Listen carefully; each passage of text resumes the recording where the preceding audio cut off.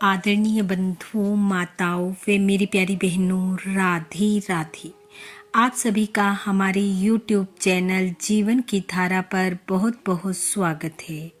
बंधुओं, आज हम इस वीडियो में भगवान शिव की कथा सुनेंगे, जिसे सुनने सुनाने से भगवान शिव की कृपा से मनुष्य हर प्रकार के भय से मुक्त हो जाता है। कथा सुनने के बाद यदि आप हमारे चैनल पर नए हैं तो कृपया हमारे चैनल को सब्सक्राइब करें, बेल आइकन को प्रेस करें ताकि हमारी वीडियो की नोटिफिकेशन सबसे पहले आप तक पहुंचे। वीडियो को शेयर व लाइक भी जरूर करें। कथा के अनुसार नर्मदा के तट पर बसे एक छोटे से नगर धर्मपुर में विश्वानर नाम के एक मुनि रहते थे। उनकी पत्नी का नाम शुचिमती था। मुनि व शुचिमती के कोई संतान नहीं थी। वह दोनों भगवान शिव के परम भक्त थे। एक दिन शुचिमती ने अपने पति से कहा कि वह भगवान शिव के समान पुत्र चाहती है।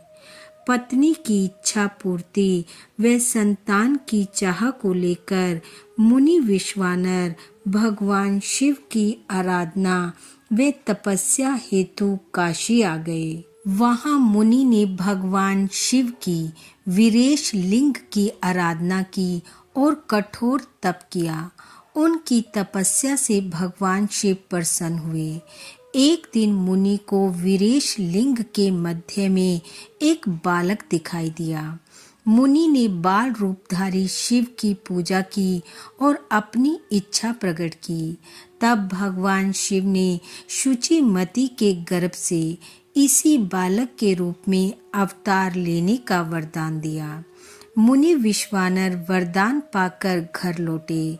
कुछ समय पश्चात मुनि पत्नी गर्भवती हुई और उनके घर में एक सुंदर पुत्र ने जन्म लिया। शिव अवतार रूपी उस बालक का नाम स्वयं ब्रह्मा जी ने गृहपति रखा। बालक गृहपति की बाल लीलाएं देखने स्वर्ग से देवी देवता स्वयं आते।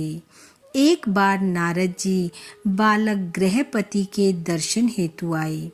गृहपति को देखकर नारद जी ने कहा, यह बालक सर्वगुण संपन्न है, परंतु 12 वर्ष की आयु में इसे बिजली अथवा अग्नि द्वारा भय उत्पन्न होगा। यह सुन मुनि विश्वानर व देवी शुचिमती चिंतित हो उठे। नारद जी के जाने के बाद माता विलाप कर रोने लगी और पिता अत्यंत दुखी हो उठे। माता का रुदन और पिता का दुखी होना बालक गृहपति को बिल्कुल अच्छा न लगा और वह माता पिता को कहने लगे, आप इस तरह दुखी ना हो। मैं भगवान मृत्युंजय की आराधना करूंगा और काल को भी जीत लूंगा।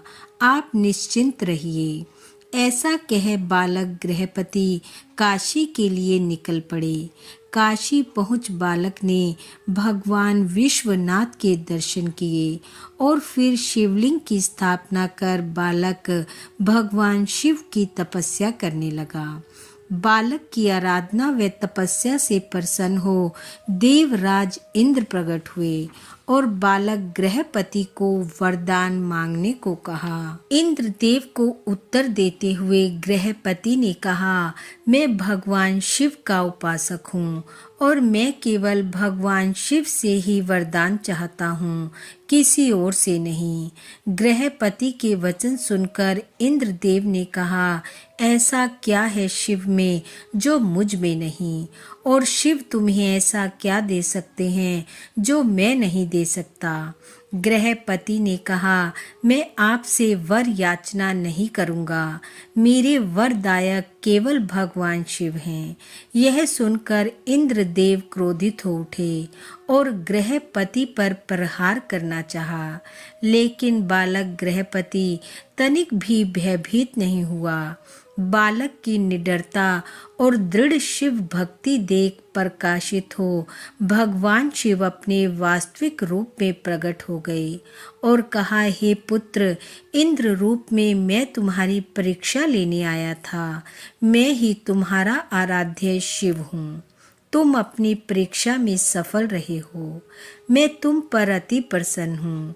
अब से तुम्हारे ऊपर यमराज का कोई प्रभाव नहीं पड़ेगा और तुम्हारे द्वारा स्थापित यह शिवलिंग अग्निश्वर नाम से प्रसिद्ध होगा। इसका दर्शन करने वाला मनुष्य कभी भी बिजली और अग्नि से पीड़ित नहीं होगा। इस प्रकार जो भी मनुष्य भक्ति भाव से अग्निश्वर शिवलिंग की कथा को पढ़ता, सुनता व दूसरों को सुनाता है, वह कभी भी अकारण भय से पीड़ित नहीं होता और भगवान शिव की कृपा से उसके सभी मनोरथ पूर्ण होते हैं।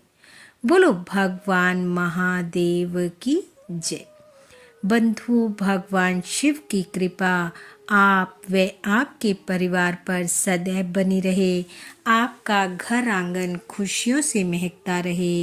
इन्हीं शुभकामनाओं के साथ आप सबका बहुत बहुत धन्यवाद। राधे राधे।